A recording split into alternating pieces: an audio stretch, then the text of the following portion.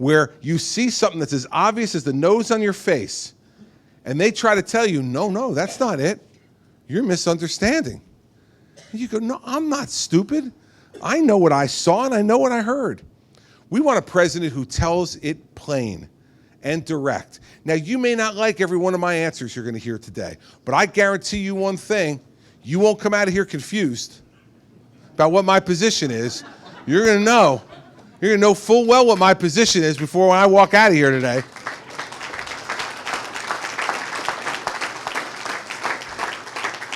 And when I'm president of the United States, it'll be the same thing. I'll answer your questions. I'll tell you what I think, what I believe in, what I'm willing to fight for, and then you decide. You decide. But no games. Let's stop the games. And that's what I was saying last night on that stage. Because let me tell you something. If we got a game player who's going to run against Hillary Clinton, we're going to lose. Because she's the best game player in the world. Right?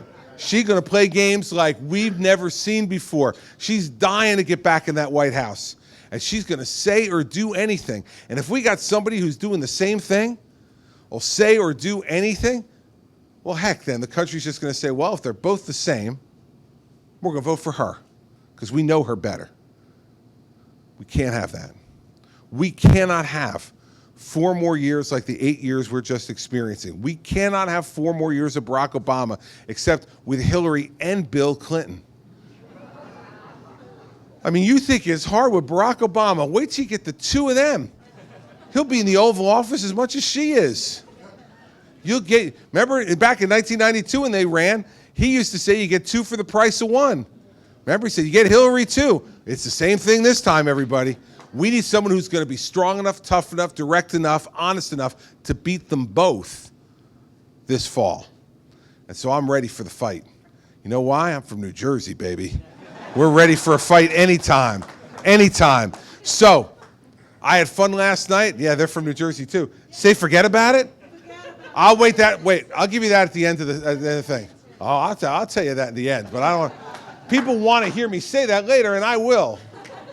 So I am from New Jersey. So I am happy to be back here in Burlington. I've been here before. I've been here before, not for me, but for Governor Branstad. And I was here in 2014 for Governor Branstad, right near the end of the campaign. He got on the phone, my friend Terry Branstad, and he said to me, I've never won, and I know I'm not in Lee County, but he told me I've never won Lee County in my entire political career. I've won every election I've ever been in, and in every election I've lost Lee County. And if you could come at the end of the election, right here to Burlington, which is right near Lee County, I bet you I can win Lee County for the first time in my career. So I got in an airplane and came here. And I did a big campaign event here in Burlington with Governor Branstad about 4 or 5 days before the election. And then on election night, we were sitting home in New Jersey, and darn if I didn't get a call at around 10 o'clock. And it was Governor Terry Branstad. And he said, Governor, I've been reelected. And I said, well, I had no doubt about that, sir. And he said, no, but here's the really good news. And I said, what's that? He goes, we won Lee County.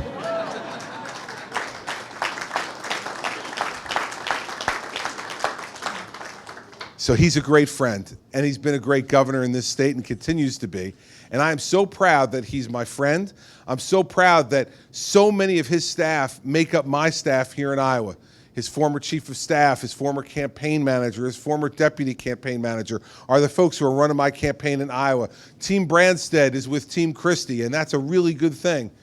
Because if you want to know what kind of leader I'm going to be, if you like Terry Branstad, that's the kind of leader I am. Competent, direct, get the job done, tell you the truth, look you right in the eye, shake your hand, and give you my word, and my word means it all. Just like the speaker said when he introduced me. So, I'm going to stop talking, and you're going to start asking questions. So listen, in Iowa, I only have one rule in my town hall meetings. You raise your hand, and I call on you, and then I'll answer your question. In New Jersey, I have 4 rules for my town hall meetings. That'll tell you what it's like. That's the difference between New Jersey and Iowa. 4 rules to 1 rule. But you just ask a question, and I'm happy to give you an answer and give you an answer directly. And we're going to try to get to as many of those as we can before I have to get to my next town hall meeting. So raise them up.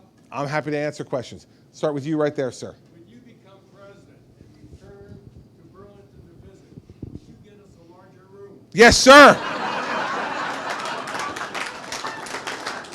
Let me tell you, sir, this in politics is called a perfect event because you're not quite sure how many people are going to come.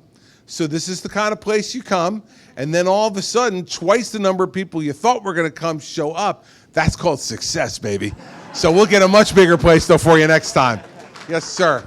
Now, this is called, in politics, an open book test. The guy has on the Social Security Take a Stand shirt.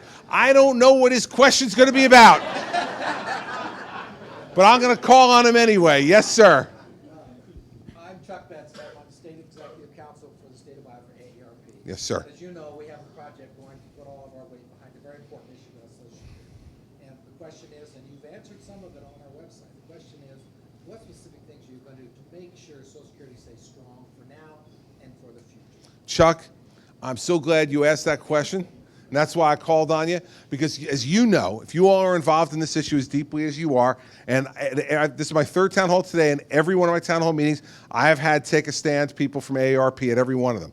And here's the answer. The answer is I'm the only candidate in this race of the 15 candidates left who actually has an entitlement reform plan. The only one. Now imagine how crazy that is when right now in the federal budget, 71 cents of every dollar we spend is spent on entitlements and debt service.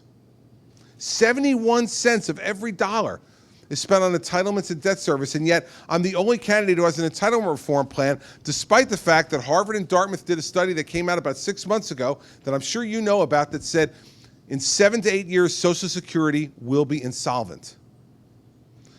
This is not somebody else's problem way off in the future. This is the next president's problem to solve. So I put forward a plan. Any of you can go to chrischristie.com and see it. It's a 12-point plan, and it's going to save over $1 trillion over the next 10 years. Now, it's a lot of money.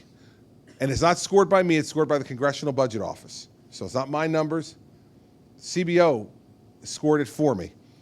So it means it's a serious plan, and there's going to be some things in there that people don't like. So I'm going to go over 4 points, not 12, because I want people to stay awake during this part of the program. But here are the 4 points, 2 on Social Security and 2 on Medicare, because they're the ones that people care about the most. On Social Security, first, we must raise the retirement age. And here's why. It's a good news story. We're all living longer.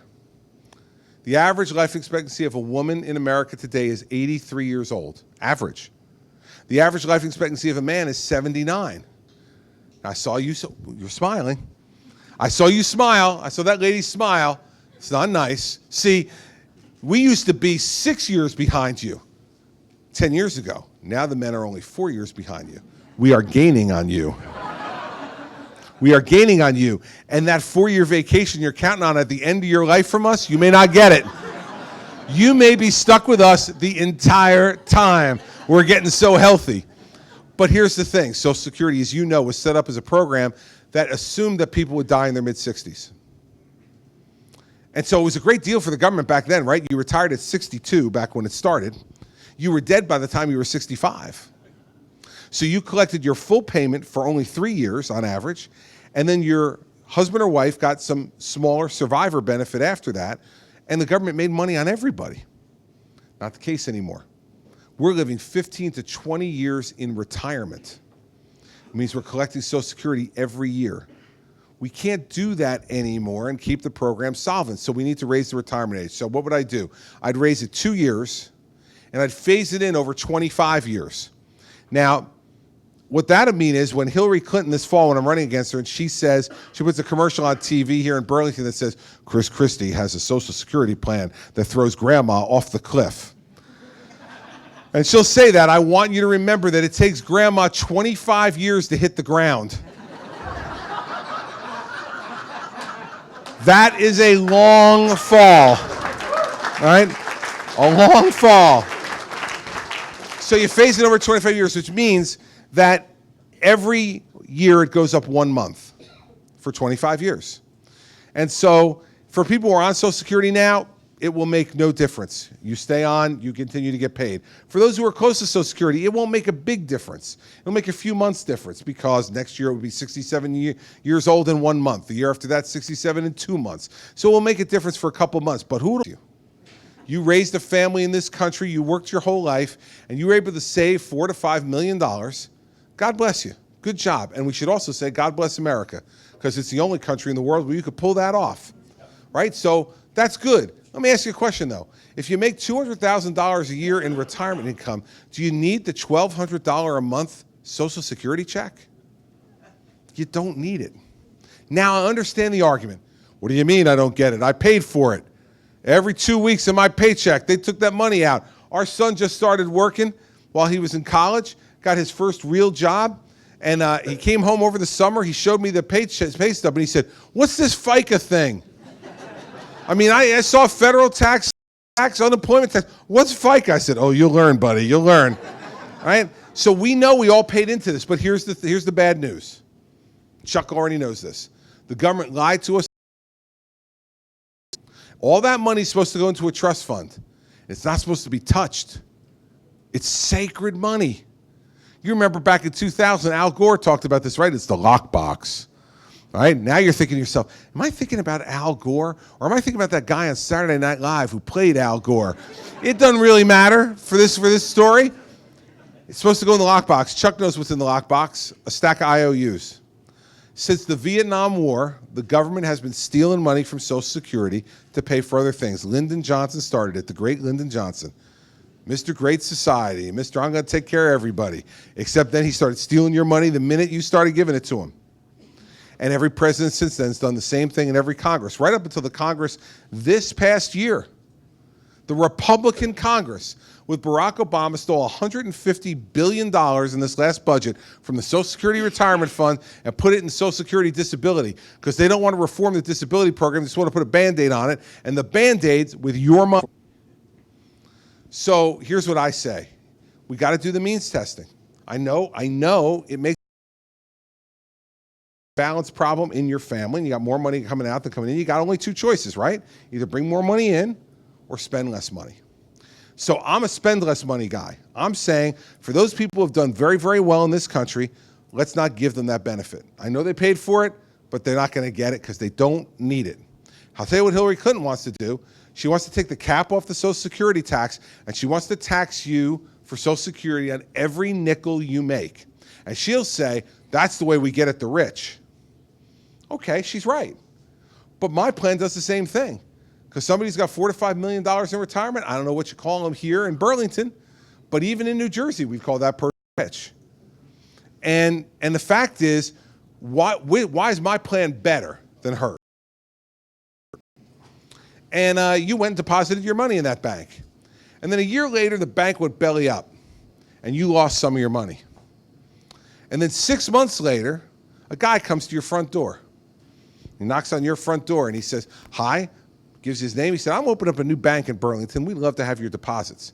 And you look at him, and you're damn, that guy looks familiar. You say, hey, wait a second. Aren't you the guy who opened the bank about 1.5 years ago in Burlington and went belly up and I lost some of my money? And he goes, oh, yeah, but I learned. Now, I know people in Iowa are nice. I've learned that over the last 9 months. You are very nice people. But I'm telling you something. Just from looking at you, I know. There's no way he's getting off your front porch with any of your money.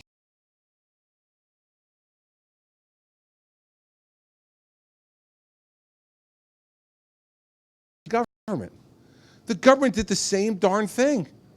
You gave them your money, they promised to keep it safe, then they stole it, and now they're saying to you, Hillary Clinton's saying to you, give it again to us, give us more, but this time we promise we're not going to take it. Listen, maybe I'm a little more cynical because I'm from Jersey, but come on, why would you give them the money? If they have a choice between raising taxes, cutting spending, or behind door 3, there's a pile of money that no one's really watching right now, and I could take that and not have to either raise your taxes or cut spending.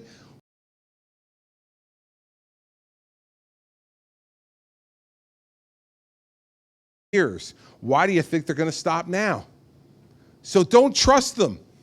We could fix Social Security without trusting the government. We spend less. And we do the same thing we would do if we taxed more. We spend less. Second, I do the same thing on Medicare. Increase the eligibility age 2 years, phase it in over 25.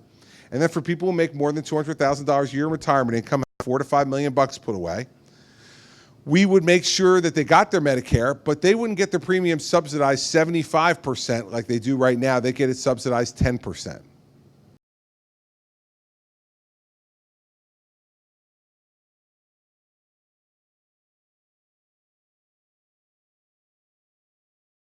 And here's what Social Security needs to be there for, and Medicare. It needs to be there for the people who it makes the difference between rent and heat and food. The promise of Social Security was always that it would prevent our citizens who worked hard and played by the rules from growing old in poverty. That still has to be the promise. And this is the way to fulfill the promise. It's not pretty. But neither was the stealing they've done for the last 50 years pretty either. And I got to fix it. And that's what you're going to hire me to do, is to fix this problem. And not by taking more of your money, but by not trusting the government. Making them show you they can actually manage this thing the right way, and I think we can. So that's why most important. And if we do these things, we'll make Social Security safe and secure for the next 25 to 30 years. And that's important for us to do, not only for the generation that will be collecting it, but for our kids who will be in their early 50s in 25 to 30 years, and they'll be starting to think about retirement too. And we need to make sure they understand that we're not going to steal their future. And we're doing it already with the debt. We shouldn't be doing it with Social Security. So thank you for asking the question. All right. Let's go to this young lady right here. First off, will you sign my holiday card? It's Caucus themed this year, so. Sure. I'm a social studies teacher, so All right. I always do social studies themed cards. My second question, or I guess my question is, you guys have dealt with terrorism that probably no other candidate has. In December, the Senate blocked a bill to put terrorists that are on the wait list to make it harder to get guns. Hopefully I'm saying. Yep. How would you have voted for that? What would you change about that vote? You don't have to wonder how I'd vote. Watch list from buying guns. I don't think this is really complicated. I'm pro Second Amendment, and I believe in every law-abiding citizen's right to own a gun. But if you're on the terrorist watch list, you're not a law-abiding citizen, okay? Now, I understand there's some problems with the terrorist watch list. Sometimes people wind up on it who don't belong there. Fix that problem. But if you're on the terrorist watch list, to me, it just makes sense that you shouldn't be able to buy a gun. So you wouldn't have to wonder how I would vote. I already voted in New Jersey with my pen, and I did just what I just did to your Christmas card. I signed a bill that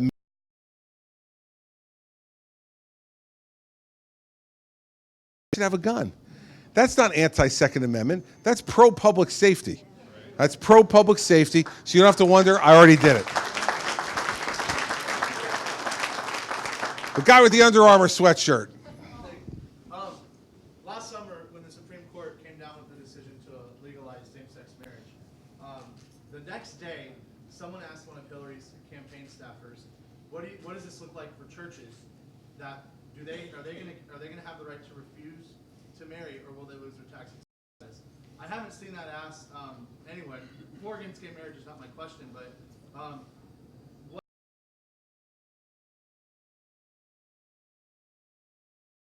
church and state, is that something that could happen for those of us that are, really involved in our local churches? Yep. Obviously that would bankrupt them. Is that something that could happen, or what's your I do not believe that that would be constitutional, and I don't believe that it will happen. But I think we have the responsibility of an informed, empowered citizenry to make sure we stand up and speak out and say it should never happen. Fact is that we all have, under the Constitution, a right to freedom of religion. And what that means is we should be free to practice our religion as we see fit by the tenets of our religion, no matter what that religion is. Mary Pat and I are Roman Catholics. Doesn't matter whether you're Roman Catholic, or you're a Protestant, you're a Lutheran, you're a Baptist. Doesn't matter whether you're Jewish or Muslim, whether you're Hindu. whether you're Buddhist, or whether you're an atheist, and you want to not believe in anything. Everyone has the freedom to believe or not believe in what they want. If we start to tell religions how they have to set their rules, that abridges freedom of religion. If a church's teachings believe, and certainly our church's teachings believe, and I believe personally, that marriage is between one man and one woman. That's the way it's always been. Words have meanings. They're important. That's what I believe. Now the Supreme Court has said something different on that. Okay. We live in a country of laws, and we have to live with those laws. But it does not mean that all of a sudden my Catholic priest has to conduct weddings in my Catholic church between two men or two women. They can get married. They can have a civil ceremony. They can go down to the city clerk and get a marriage license and be married in a civil ceremony. Right? I just do not believe that we should be changing, nor should any government have the power to change the beliefs of any religion. And so I don't believe it would be constitutional, but we always have to be vigilant. We have to stand up and speak out and speak in favor of our own religion. And believe me, you know, this is what this war on terrorism is all about too. Because what ISIS and Al-Qaeda is trying to do is impose their religious beliefs on us. That's what it is. The president isn't willing to say that. He should stand up and say it. They want us to all be Muslims, and they want us to be radical Islamic jihadists. And they are willing to use violence of any means to force us to submit to their beliefs. America's always stood up for everyone's belief to be able to practice freely. And we better not give that up, because then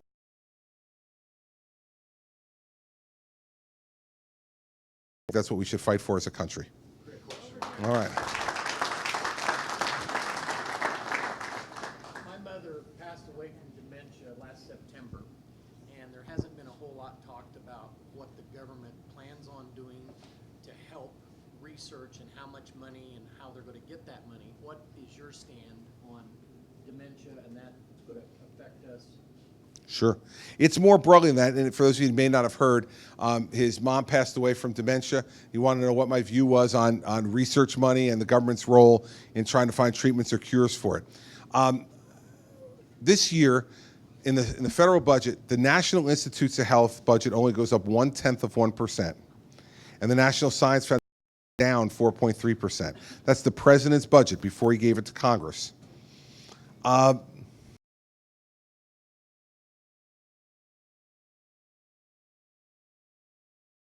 And causing the diminishment in the quality of life at the end of life are cancer, heart disease, diabetes, and Alzheimer's. And it is the majority of money that we spend at end of life is on those four diseases. I believe that we have to spend much more money on the front end to find treatments and cures for those diseases, so we don't spend that money on the back end, just elongating life without a quality of life. And, you know, that's just a smart investment. Not only because it makes everyone's quality of life better, but it's a smart investment because then we won't be spending 3 and 4 times that at the back end when people get very, very sick. 75 to 80% of the money that we spend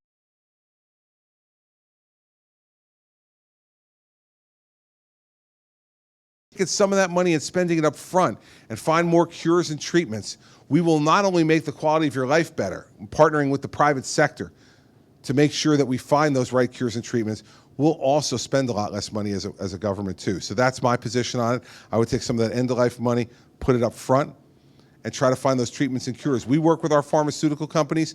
We've made miracles happen in this country. So many things that we can treat and cure now that we never could before. And we can continue to do that, but it costs money to do it, and we have to spend and invest that money in it. It's going to make people's lives. All right, yes, sir, right there. Mr. President, when all these politicians break the law what to do, are they going to have to face up to it like anybody else? Like if I double park for a police officer here, I'm sure he'd give me a ticket. You bet he would. But if I'm a politician, all I have to do is say, it didn't really happen. Well, not a politician in New Jersey, because let me tell you this. Before I was the governor, for 7 years, I federal prosecutor in New Jersey. And in those 7 years, I brought 130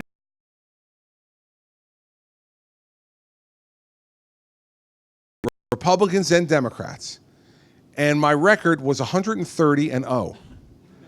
I convicted every one of them and sent them to jail.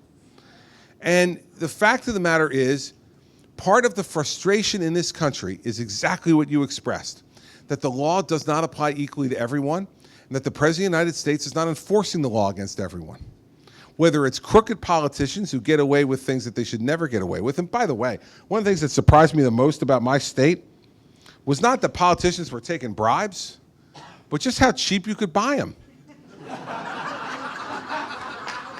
I mean, I'm telling you this is true, in New Jersey, for $5,000 in cash in an envelope.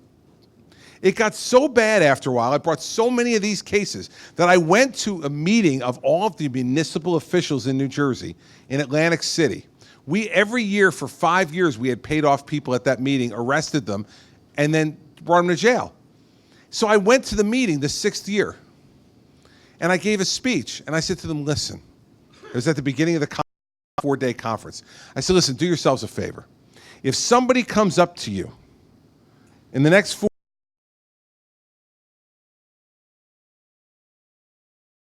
run for the ocean. If it's not your mama who's offering you this money, assume it's the government. Don't take it. We're tired of arresting you people. I mean, it was an incredible siege of time. But it's not just corruption, right? I mean, you look at what this president's doing. We have sanctuary cities all across this country where mayors are allowed not to enforce the immigration law, and the president looks the other way. Why? Because he doesn't agree with the law.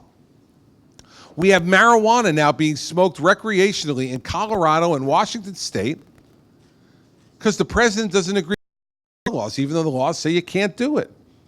Man, lawlessness is bad for everybody. I don't care how you feel about marijuana, whether you like it or you don't like it. I'm not going to ask for a show of hands. But here's the thing. It's against the law. And the law's got to mean something. And so whether it's enforcing the law against corrupt politicians, enforcing the immigration laws and stopping sanctuary cities, enforcing the marijuana laws. I told kids in Colorado when we went out there for the debate a couple of months ago, they started yelling at me when I went in for my walkthrough. Why do you hate pot, Governor? Why do you hate pot? And I looked at them, I said, guys, I'm not getting into an argument with you. Understand something. Get high now. Because when I become president of the United States, the party's over, baby.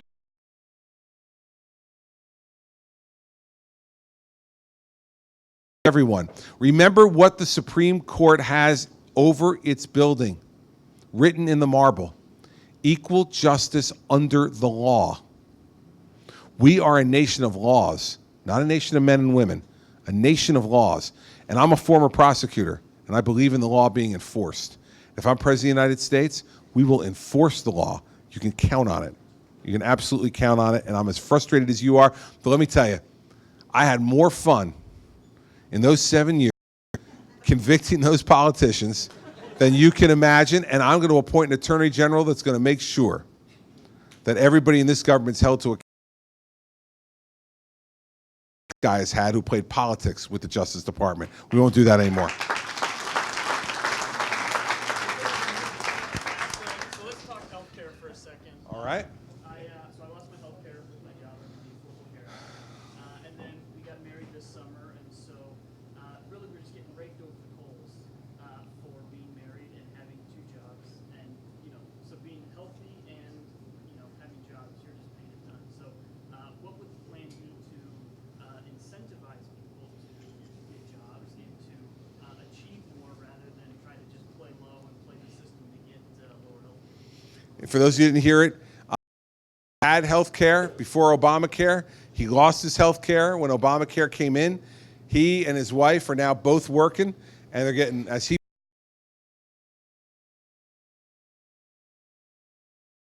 they're married and they're working, and they're not taking it off the government dole. They're working to do what they need to do. What's the incentive? This is why Obamacare is so bad. Obamacare is bad because a national system simply cannot work. Remember the 3 central promises of Obamacare. Remember them, right? If you like your doctor, you can keep him. If you like your health care plan, you can keep it, and costs are going down.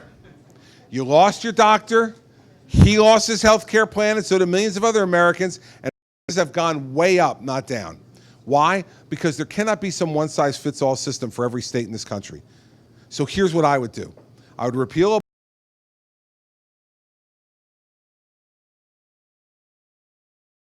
come up with their own system to provide health care in your state. They make the decisions, and you get to have input into those decisions. What works in Iowa?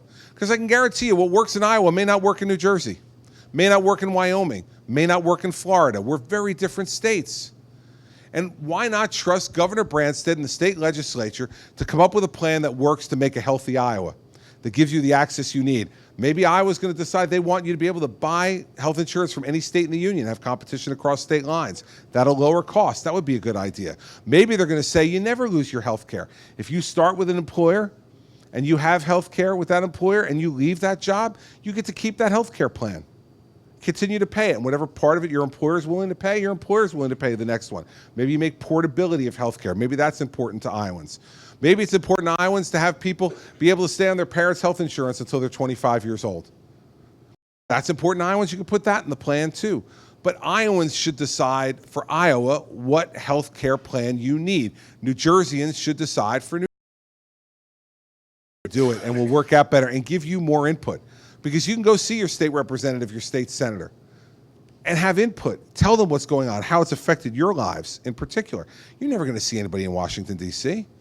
It's not even that they don't care. There's 330 million people in this country. You know, so you write a letter to HHS, maybe you get a form letter back, you know, saying sorry for your inconvenience. You know, you're like, what am I going to do with that? Frame it and put it on the wall? Doesn't help my health care at all. We need decisions made locally. And here's the other reason why we should do that. It's philosophical.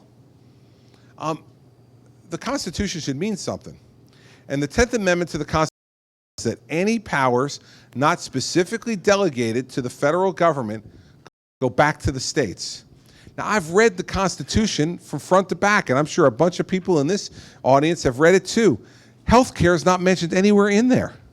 What the heck's the federal government doing in the middle of health care? It's a responsibility of each and every state.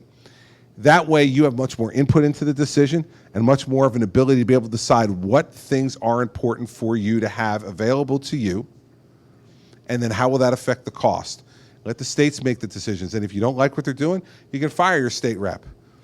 You know, you don't like what they're doing? Well, I don't think you could ever really fire Branstad. You people just can't do that. He's on his 6th term, right? I mean, we like him, right? So what are we going to do with Terry? We're going to let him keep going, but I trust him a heck of a lot more than I trust Barack Obama or the Secretary of Health and Human Services to know what's good for Iowa. So that's my plan and how we would fix Obamacare. Keep it local, let you all make the decisions, and that will lead to a more affordable, more accessible, and more useful kind of health plan for you and your family than it will if it comes from Washington, D.C. All right, yes, sir, right there. Yeah, over the last 7 years, the defense aerospace industry has been just totally in decline, and pretty much bottomed out today. Under a President Christie, what is your plan to help revive that industry and make that great? Because I used to work in that industry, and then I've gone through, I mean, the ups and downs, layoffs, and all that stuff, and it's just totally frustrating to me. So I really love that industry.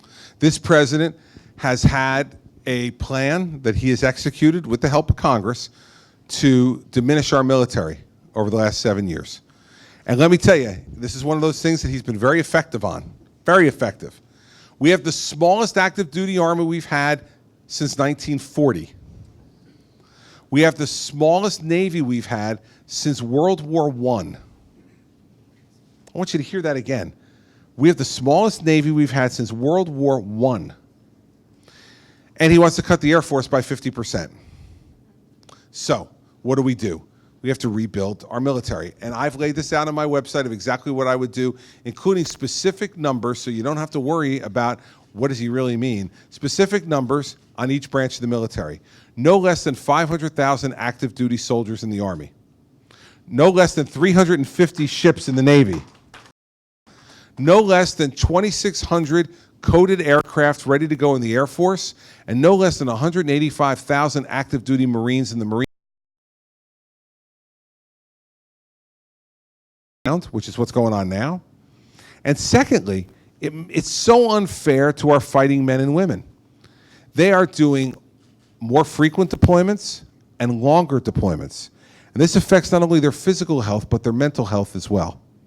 We need to give them the support that they need, the equipment they need. And by the way, I would also modernize the Ohio class of submarines in our nuclear deterrent.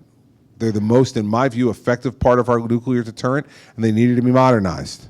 And I see a number of veterans here. I see a Korea veteran. I said to him on the way in, my dad's a veteran of Korea. I see a World War II veteran right here. I see an Iraqi freedom veteran right here. We should thank them for their service.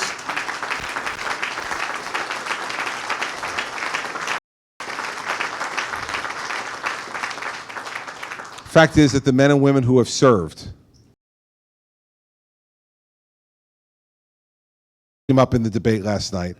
To be very clear about what I would do for veterans in this country. First, every veteran would take their veterans card and go to any doctor or any hospital they want and get the health care that they've been promised, and we will pay for it.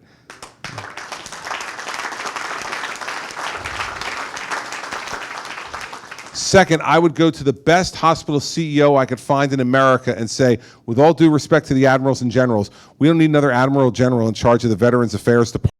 It's a hospital system, and we need a great hospital CEO to go in there and fix it. So I would go to the best hospital CEO in the country and say, sir, ma'am,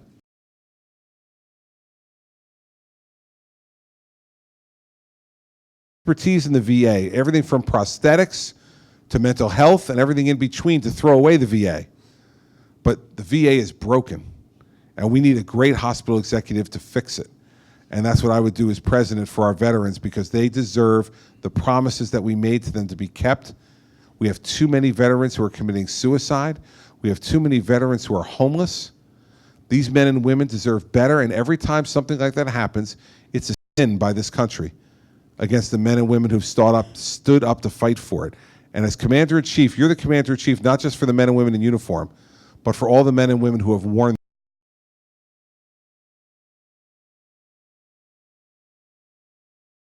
you to be a loyal, supportive Commander-in-Chief, and that's exactly what I'll be, and that's exactly what we'll do to rebuild our military. Thank you for the question. Okay, my comment first is, I've been watching you during the debates, and I love when you said as a governor you're accountable, and as a senator you make promises, you know. So being accountable for your actions, I believe everybody should be accountable. I'm asking, once you're president, are you going to prosecute Obama and Hillary? Because they need to. Let me tell you, it's just what I said to this gentleman over here. Everyone who deserves to be prosecuted will be. And for me, it's not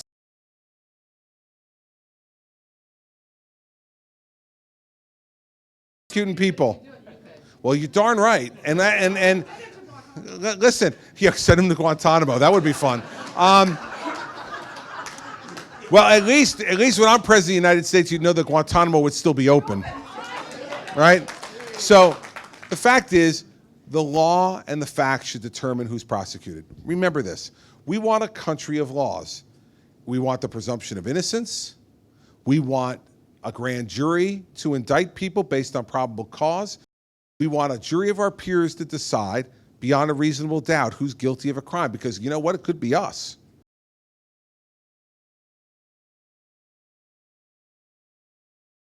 Name is Hillary Clinton. But on the flip side, if you've broken the law, no matter whether your name is Jim Smith or Hillary Clinton, you need to be held to account for it. And we just heard today that 22 of the emails from her email server, the State Department now refuses to release them because they said they contain top secret information. Now, didn't she look us in the eye and tell us that there was not a bit of classified information on her personal server? She has now definitively, without any question, lied to us. And we watched her in Iowa the other night at that town hall meeting, right? She got asked by an Iowan about her email thing. And what did she say? And I talked about this last night. She said she did it for her convenience. She put the security of our homeland at risk for her convenience. That should disqualify you from being president of the United States. That should end the conversation. I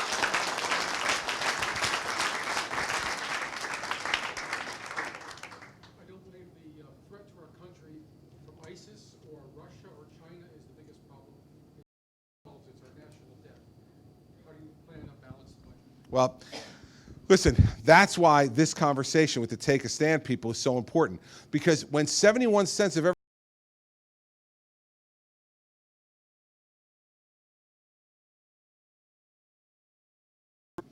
you want to balance the budget? It's like what Willie Sutton said when they asked him, why'd he rob banks? He says, because where the money is, right? Well, 71 cents of every dollar is on entitlements and debt service. That's why I have a plan to save $1 trillion over the next 10 years. That's real money. We have to get the entitlement beast under control. We'll also lower our debt service because we'll be incurring less debt. Now, here's the problem. We got $19 trillion in debt, and Barack Obama has incurred more debt in this country.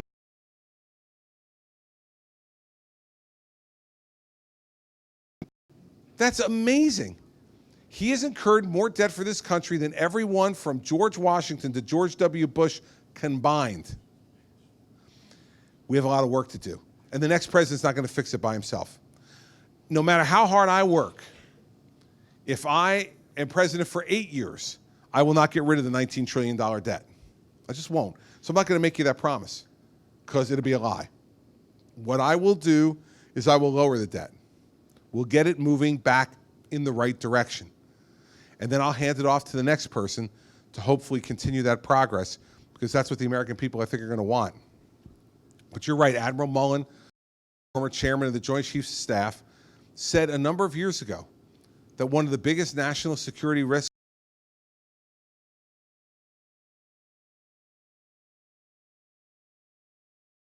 with entitlements. That's why it's so important in you judging who to vote for. All the rest of these guys are arguing to you about the 29 cents. I'm talking about the 71 cents. What do you think you're going to fix with just the 29 cents? You could eliminate the whole 29 cents. And by the way, think about what that would be. No national defense, no homeland security, no education funding, no health care funding, none of it. Get rid of all of it, and we're still spending 71 cents of every dollar. We have to deal with this issue. The folks who are going to receive Social Security and Medicare deserve to have it dealt with, to be secured, and our children deserve for us to deal with this problem. We cannot any longer ignore it. It's going to come back and consume us if we don't. That's what I do about the national.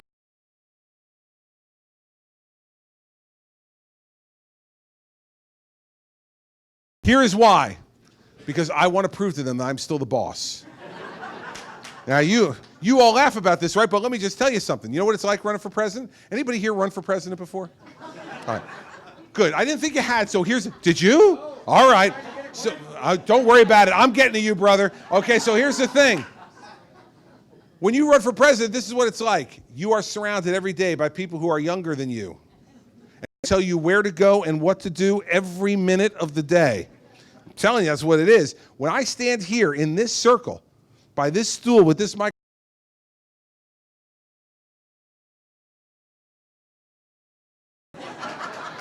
so when they tell me one more question, I take two. You know why? Because I can, and I'm going to. And this gentleman here, who is a Korean veteran like my father, has his hand up. And if my dad were here, he would say to me, darn it, you are going to take that man's question, and so I'm not going to offend my father or you. So here you go. You choose the microphone too so everybody can hear you. Yes, this is a national debt question too. I keep asking it, but nobody gives me the answer. What is the dollar amount that we reach when we're bankrupt? I mean, the Democrats think it's infinity. We can run to infinity. I'd like to know what the real number is. Thank you. Listen, we are getting perilously close because right now our debt is starting to exceed.